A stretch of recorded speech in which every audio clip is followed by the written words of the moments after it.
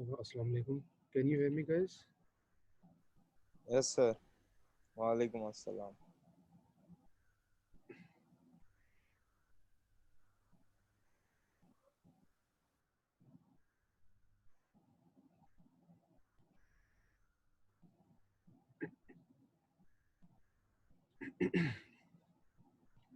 अच्छा, I guess students अभी तक आए नहीं है इतने तो but let's I guess we should start because record तो हो रहा है तो जिसको भी प्रॉब्लम होगी तो वो देख सकता है क्योंकि हम फिर हमेशा जो है वो टाइम हमारा थोड़ा वेस्ट हो जाता है तो obviously we are doing a topic a day so today we have topic number 12 which is the response of a damped system due to rotating unbalanced mass देखिए आप लोगों को मैं एक ओवरव्यू देता हूँ दोबारा से कि जो हमने पीपीटीज करी हैं वो उसमें हमने क्या क्या किया है ठीक है तो just give me a moment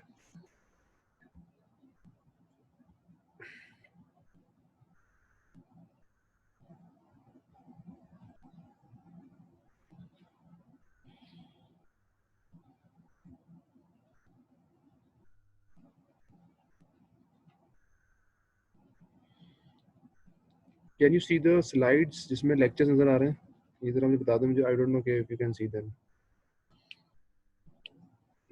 ji sir. अच्छा तो देखो शुरू में तो देखो इंट्रोडक्शन था मैकेनिकल एलिमेंट्स था ये जो चार जो है वो अलग चीजें थी let's start from chapter 5 I will give you a just brief overview के फर्क क्या था ना तो चैप्टर 5 में देखें लिखा हुआ नाम को समझना सीखें तो चैप्टर 5 का जो नाम था वो free vibration of a single degree of freedom undamped system तो इसका मतलब फ्री वाइब्रेशन मुराद क्या है there is no force there is no harmonic force there is no force continuously applying on the system single degree of freedom means एक ही मास लगा हुआ है और अनडैम्प्ड का मतलब देयर इज नो डैम्पिंग तो इसका मतलब क्या है we have a mass we have a spring और उसको हमने वाइब्रेट किया और उसको छोड़ दिया तो इसका मतलब जो उसमें से रिजल्ट आएगा वो just you will get the natural frequency of the system ठीक है तो ये चैप्टर 5 है चैप्टर 6 में अब क्या फर्क आया चैप्टर 6 इज फ्री वाइब्रेशन अभी भी फ्री वाइब्रेशन है of a single degree of freedom undamped torsional system देखो फर्क क्या है जो चैप्टर 5 था उसमें आपके पास लीनियर सिस्टम था चैप्टर 6 में सिर्फ ये फर्क पड़ा है कि टॉर्जनल सिस्टम आ गया तो तमाम जो फोर्सेस थी वो टॉर्क में कन्वर्ट हो गई हैं and so on now for chapter 7 we have free vibration again free vibration with viscous damping तो जो चैप्टर 7 है उसमें सिर्फ फर्क ये आया है कि अब डैम्पर भी आ गया है चैप्टर 5 और 6 में डैम्पर नहीं था undamped system there was no damper there was only spring and a mass but in chapter 7 or lecture 7 we have damper as well ठीक है तो now we have a system which has a mass which has a spring which has a damper and it's in free vibration मतलब कोई force apply नहीं हो रही directly मतलब उसमें आपने सिर्फ उसको हिट किया है इनिशियल डिस्प्लेसमेंट दी and then it is vibrating on its on ठीक है इन चैप्टर 8 तो आपको अलग कॉन्सेप्ट है कि आप लोगरिथमिक डिक्रीमेंट से यू आपको पास एक ग्राफ गिवन है and you are trying to find the zeta and omega and different parameters of the system तो वो अलग आ गया and then we went towards chapter 9 lecture 9 which is undamped system under harmonic force now again undamped there is no damper but अब फर्क ये हुआ है कि this is not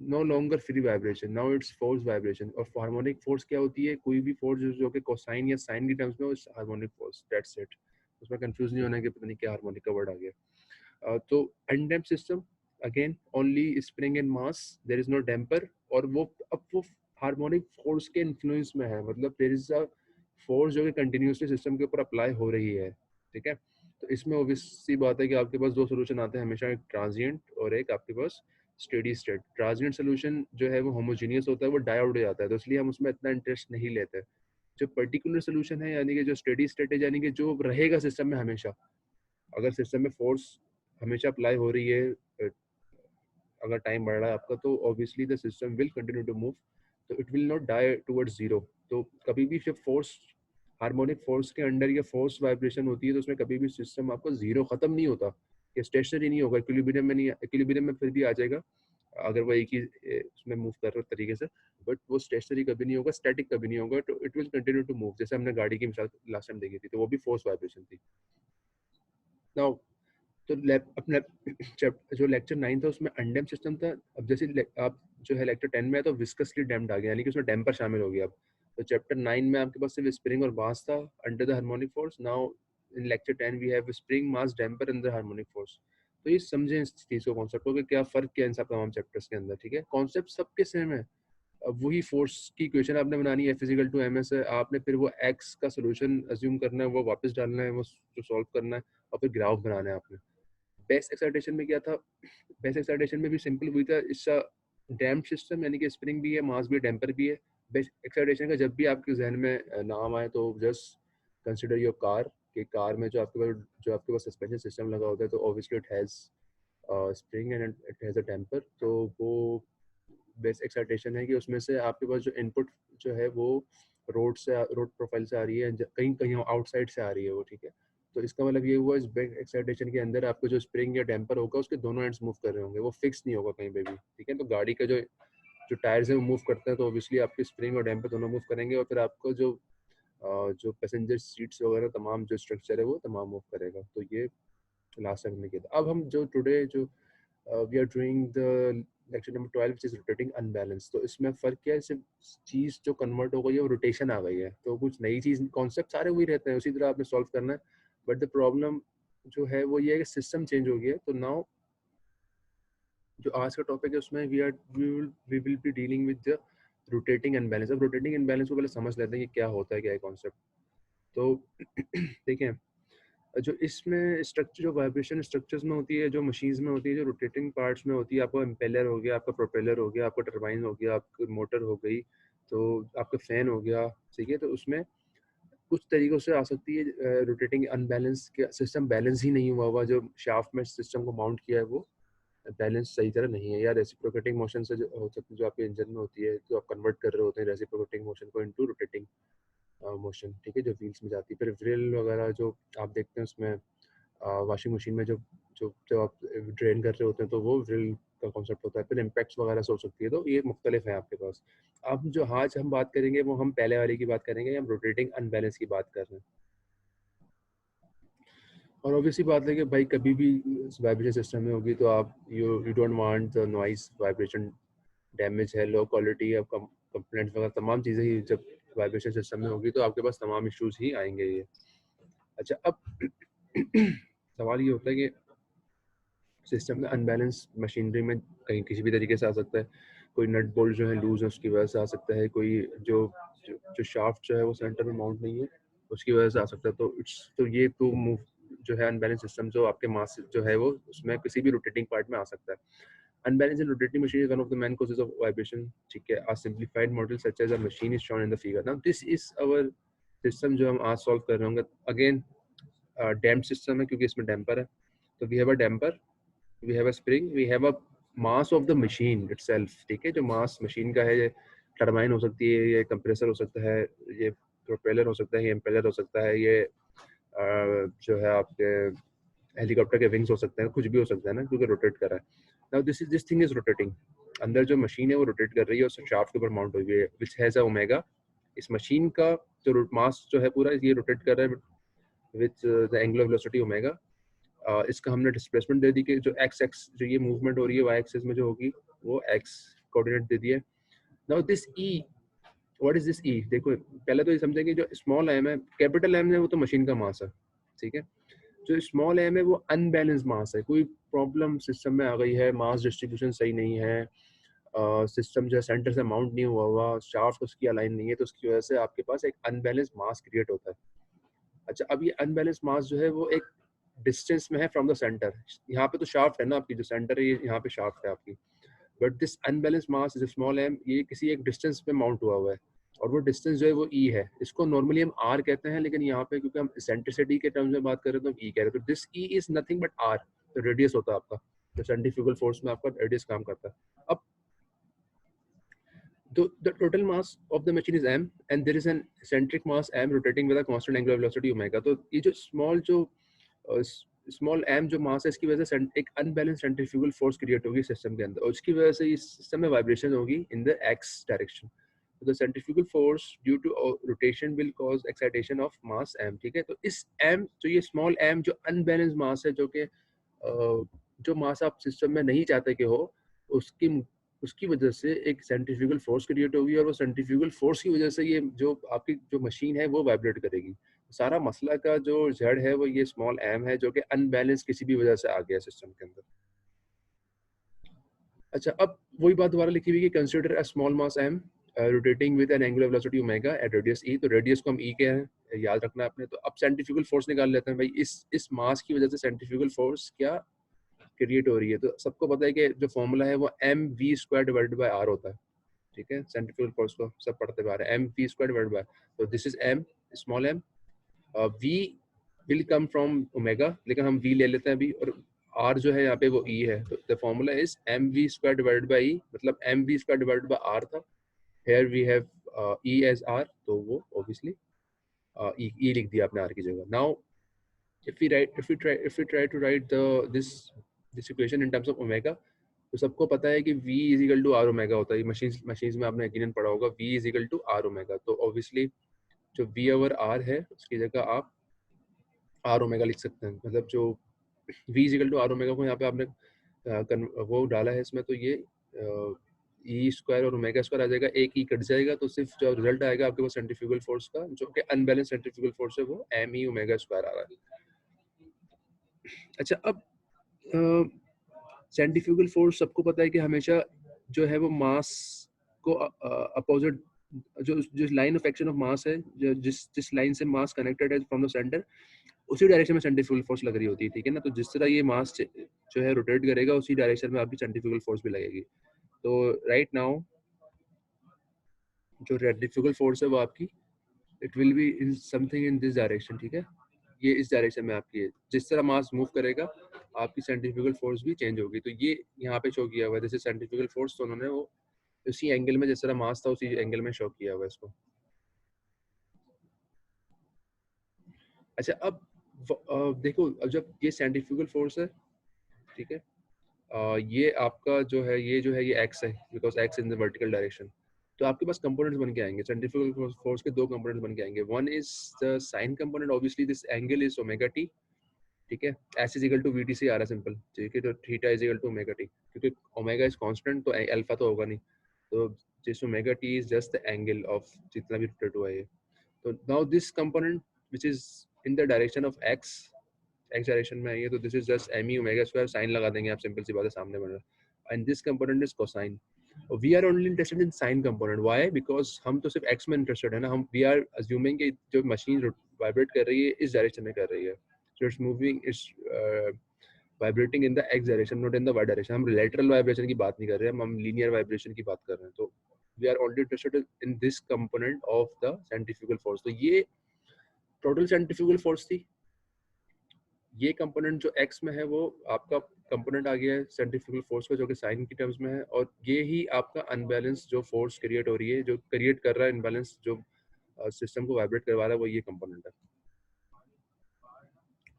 अच्छा जी, तो अब सब चीज़ें ये आपको पता है, दोबारा पढ़ लेते हैं। Small m is rotating mass which is mass imbalance, capital M is the total mass, omega is the frequency of excitation, E is the eccentricity।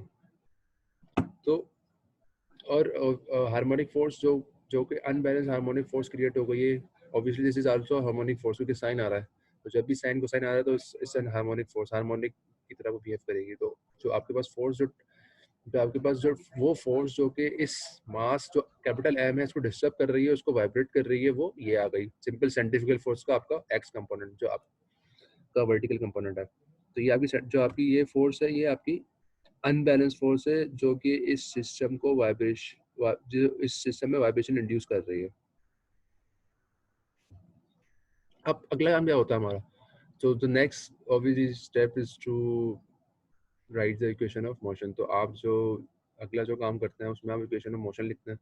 तो जो equation of motion is simple, again we have this capital mass, उसका acceleration का component आ गया, damper की force आ गई, spring की force आ गई, और अब जो फोर्स, जो अनबैलेंस फोर्स थी जो अप्लाई हो रही थी सिस्टम में, जो आउटपुट से आ रही थी, वो ये आपकी एग्जैक्टली ये जो फोर्स सेंट्रीफ्यूगल फोर्स का कंपोनेंट था, वो आप लिख देंगे वहाँ पे, जो कि राइट हैंड साइड पे आ गई है। अच्छा, अब अगला काम क्या हमारा होता है? वही काम होता है कि हम सोल्यूशन अज्यूम करते हैं, और वो सोल्यूशन जो है, जो टॉपिक 10 में था वही होगा, क्योंकि उसमें भी स्प्रिंग मास डैम्पर था, यहाँ पे भी स्प्रिंग मास डैम्पर है। तो स्प्रिंग मास और तीन चीजें होंगी तो कॉन्सेप्ट चेंज नहीं होता आपका। तो obviously the x of t is x, the amplitude of displacement, sine है क्योंकि यहाँ पे भी साइन है तो आप यहाँ पे भी साइन लेंगे, अगर यहाँ कोसाइन होता तो आप यहाँ पे भी कोसाइन लेते, क्योंकि this is output, this is output displacement of this mass and this is the input force जो आ रही है मास के ऊपर। अच्छा, जब भी सिस्टम में टेम्पर होगा, मैं बता चुका हूँ कई बार, whenever you have damper in the system तो there will be a phase, इसलिए यहाँ पे -5 आ रहा है।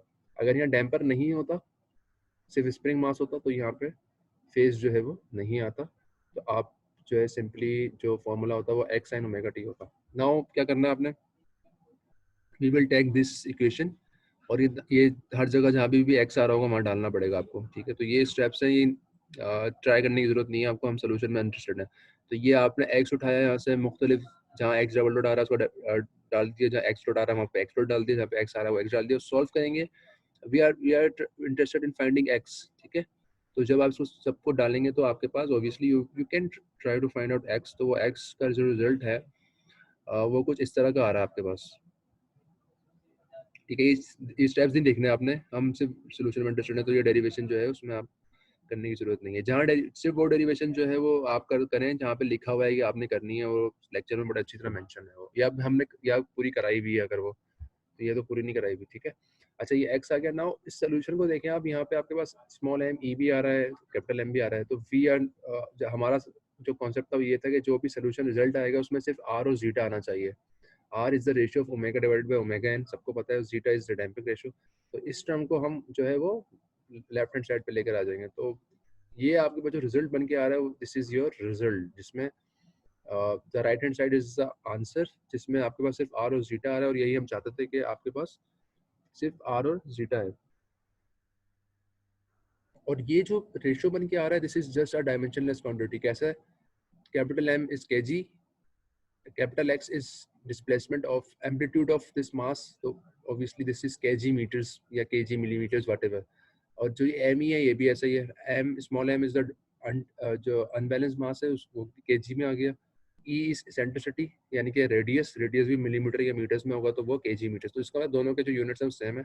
तो this quantity is itself is dimensionless. तो हम यही चाहते हैं कि हमेशा जो आपके पास जो आप जो चीज़ निकाल रहे हो आप, it has to be dimensionless, तो दिस इज डायमेंशनलेस क्वांटिटी। अच्छा, अब ये जो डायमेंशनलेस क्वांटिटी है ऑब्वियसली ये जो है सिर्फ आर और जीटा पे डिपेंड कर रही है, तो अगेन हम प्लॉट कर सकते हैं मुख्तलिफ कर्व्स, जैसे लास्ट टाइम किए थे हमने, मुख्तलिफ जीटा और मुख्तलिफ आर के ऊपर, आर को चेंज करते रहेंगे, जीटा को चेंज करते रहेंगे। तो ये फिर अगेन सिमिलर कॉन्सेप्ट बन के आ रहा है। On the x axis we have r, हमेशा पिछले 2-3 लेक्चर से हम यही देख रहे हैं कि आर होता है आपका हमेशा एक्स एक्सिस पे, जो कि रेशियो है ओमेगा और ओमेगा एन का।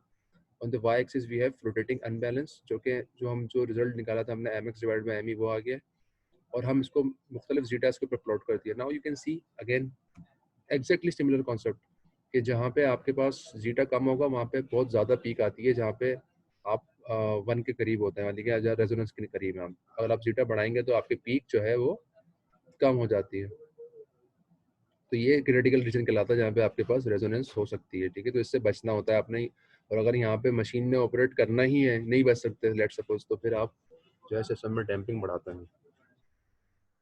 तो this is positive damping effect हो रहा है, डैम्पिंग आप बढ़ाएंगे तो आपका सिस्टम जो है वो उसकी जो एम्पलीट्यूड है, जो उसके रोटेटिंग अनबैलेंस है, जो ये टर्म है ये कम हो जाएगी।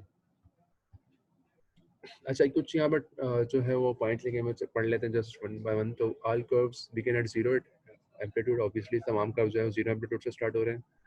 The amplitude need resonance, omega is omega, जहाँ ओमेगा और ओमेगा बराबर है तकरीबन, जहाँ पे पीक आ रही है इस तमाम ग्राफ्स की, वो डैम्पिंग से ज़्यादा इफेक्ट होती है। सब नज़र आ रहा है कि जैसे ही हमने जीटा जीरो था तो पता नहीं कहाँ पीक आ रही थी बहुत ऊपर, जहाँ जीटा 0.1 हुआ पीक बहुत कम हो गई, और जैसे आप जीटा बढ़ा जा रहे हैं बहुत ज़्यादा डिफरेंस आ रहा है। तो जीटा का बहुत फेवरेबल इम्पैक्ट होता है जहाँ रेजोनेंस होती है। तो जब भी आपने मशीन को रेजोनेंस के अराउंड ऑपरेट करना है तो you must have high damping system में, आपको हाई डैम्पिंग करनी पड़ेगी, वरना सिस्टम में बहुत ज़्यादा डिस्टर्बेंस होगी। At very high speed large omega mx/me is almost unity, तो जहाँ बहुत हाई ओमेगा होता है, जो कि आगे हाई ओमेगा का मतलब ये है कि आपका आर बहुत बड़ा है, ठीक है, क्योंकि ओमेगा एन इज कांस्टेंट, आपने ओमेगा एन कांस्टेंट रखा हुआ सिस्टम है कि now the only way r can be increase is by increasing the omega, तो आप ओमेगा बढ़ाएंगे आर बढ़ेगा। तो ऑब्वियसली फॉर लार्ज ओमेगा जो आपको ये देख रहे हैं आप, तमाम कर्व जो है 1 की तरफ जा रहे हैं, 1 पे कन्वर्ज हो रहे हैं। तो यही लिखा हुआ है यहाँ पे कि at very high speeds large omega mx, और जो आपका y एक्सिस की जो टर्म है रोटेटिंग अनबैलेंस है वो ऑलमोस्ट यूनिटी हो गया तमाम के तमाम इररिस्पेक्टिव ऑफ द डैम्पिंग। अच्छा, अब अगला काम हमने वही किया कि हम ये ट्राई करना चाह रहे हैं कि ये जो पीक्स आ रही हैं जहाँ पे रेजोनेंस है, जो कि रेजोनेंट फ्रिक्वेंसी है, ये जो पीक्स आ रही हैं ये कहाँ कहाँ पे आ रही हैं। तो उसके लिए अगेन रेंज आपको पास आएगी एक वही 1/√2 कोसियो की रेंज है, और उसको हमने इस टर्म को अगर आप डिफरेंशिएट करते हैं और 0 के बराबर रखते हैं तो जो आर आएगा वो आपको आर एम कहलाएगा। आर एम से मुराद वही अगेन कि जब आपके पास जो वो वैल्यू आ रही है जहाँ पे आपके पास मुख्तलिफ पीक्स आ रही हैं, तो आप जीटा डालेंगे इसमें और आप आर एम की वैल्यू निकाल सकते हैं जहाँ पे पीक्स आ रही हैं। और अगर उसी आर एम को उठा के आप जो है वो अगेन इस इक्वेशन में डाल देंगे तो आप you will get the maximum rotating unbalance, क्योंकि जहाँ पीक होगी, जहाँ ग्राफ की पीक्स आ रही हैं वहीं आपके पास मैक्सिमम रोटेटिंग अनबैलेंस होगा। तो ये सिर्फ फॉर्मूले इस्तेमाल करने हैं अगर आपको ज़रूरत पड़ती है।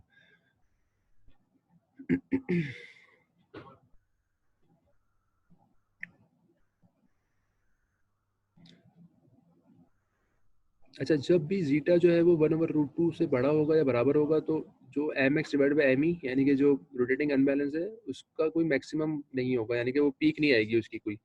तो जैसे ये वाला जो कर्व है अगर इसको मैं देखूँ जहाँ जीटा 1 के बराबर है, तो जीटा 1 का मतलब है obviously zeta is greater than 1/√2। 1/√2 I think 0.7 something होता है। तो जब भी जीटा इस नंबर से बड़ा होगा या बराबर होगा तो आपके पास पीक नहीं आएगी कोई, ठीक है। तो वो इस तो ये जो लिखा हुआ है वर्डिंग में एग्जैक्टली यही मतलब है। Its value grows from 0 at r is equal to 0 to 1 at r infinity. तो 0 से स्टार्ट होगा और सिंपली वो इन्फिनिटी पे चला जाएगा। There is no peak of the system जब भी जीटा इज ग्रेटर देन 1/√2।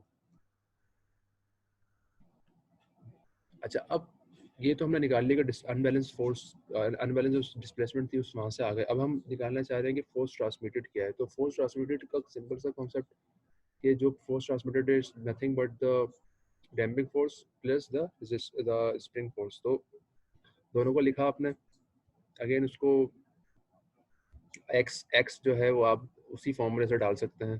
तो एक बार डिफरेंशिएट किया तो कोसाइन बन जाएगा और वो एक्स एक बार तो साइन ही है, ठीक है। जो ये वही एक्स है जो कि आपने यहाँ लिखा था, just let me show you, ये जो एक्स था। तो अब आप ट्रांसमिटेड फोर्स में डाल रहे हैं ये एक्स ताकि उसको सॉल्व किया जाए ट्रांसमिटेड फोर्स को। ये फोर्सेस किस तरह ट्रांसमिट हो रही हैं सिस्टम में, ठीक है। तो फिर वापस डालेंगे तो एफ टी आ जाएगा, और आपको पता है कि अगर आपने मैग्नीट्यूड निकालना है तो आप दोनों को स्क्वायर करके अंडर रूट करते हैं। तो सिंपल है, ये स्टेप्स देख लें। बेसिकली जो आपका काम है वो आपने जो लास्ट जो सोल्यूशन है वो आपने समझना है, उसको कॉन्सेप्ट को आपने अपने जहन में रखना है। बाकी दीज आर जस्ट स्टेप्स। अच्छा, अब यहाँ पे जो ट्रांसमिटेड फोर्सेस को भी देख लेते हैं। Now again you can see on the right hand side you have r and zeta, जो कि हम चाहते थे कि आपके पास जो राइट हैंड साइड पे जो आपके पास रिजल्ट आए उसमें से आर और जीटाज ही आए और कुछ चीज़ नहीं आए। और जो on the left hand side you have a dimensionless system. F T is force, जो ट्रांसमिटेड फोर्स है आपकी जो सिस्टम में ट्रांसमिट हो रही है, जो आपके नीचे जो है वो एम ई ओमेगा एन स्क्वायर है। This is not centrifugal force, this is not centrifugal force. Why? Because this is omega N. Centrifugal force में यहाँ ओमेगा आएगा, बट इट्स अ फोर्स, ठीक है। क्योंकि जब यूनिट आप बैलेंस करेंगे तो ये भी न्यूटन में ही आएगी रिजल्ट, क्योंकि वो सेंट्रीफ्यूगल फोर्स की तरह की ही फोर्स है, लेकिन ये ओमेगा एन है। तो this is not a centrifugal force. अगर यहाँ ओमेगा एन की जगह ओमेगा होता तो फिर सेंट्रीफ्यूगल फोर्स होती है, ठीक है। तो this is a force, this is a force again a dimensionless quantity, जो कि सिर्फ रिलेट कर रही है एक आपकी ट्रांसमिटेड फोर्स को एक और किस्म की फोर्स है। तो सिर्फ एक नंबर, एक रेशियो, एक डायमेंशनलेस क्वांटिटी आपने यहाँ डिफाइन करने की कोशिश की है। अच्छा, अब अगर इसको आप प्लॉट करने चाहेंगे तो obviously you will get something like this. Again वही कॉन्सेप्ट है कि जो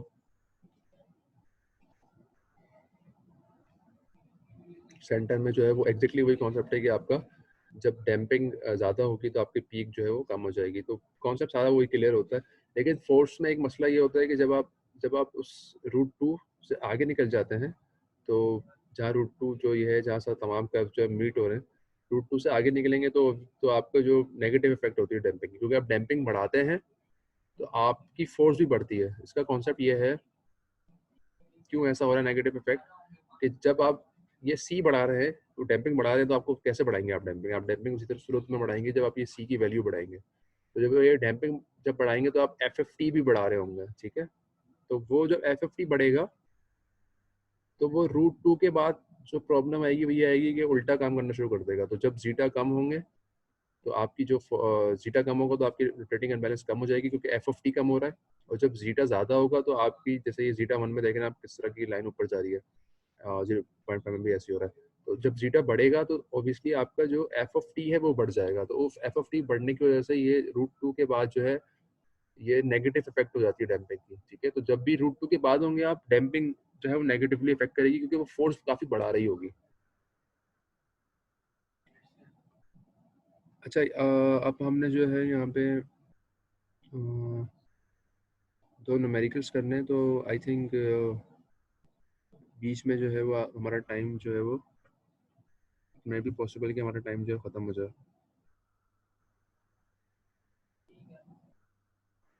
तो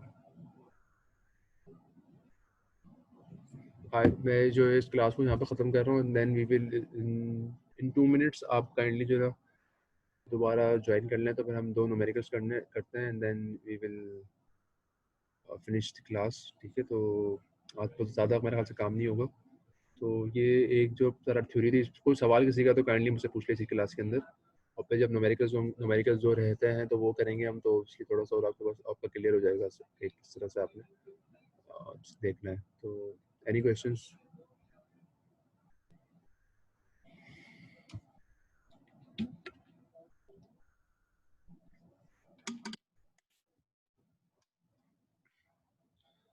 just let me know if there are no questions.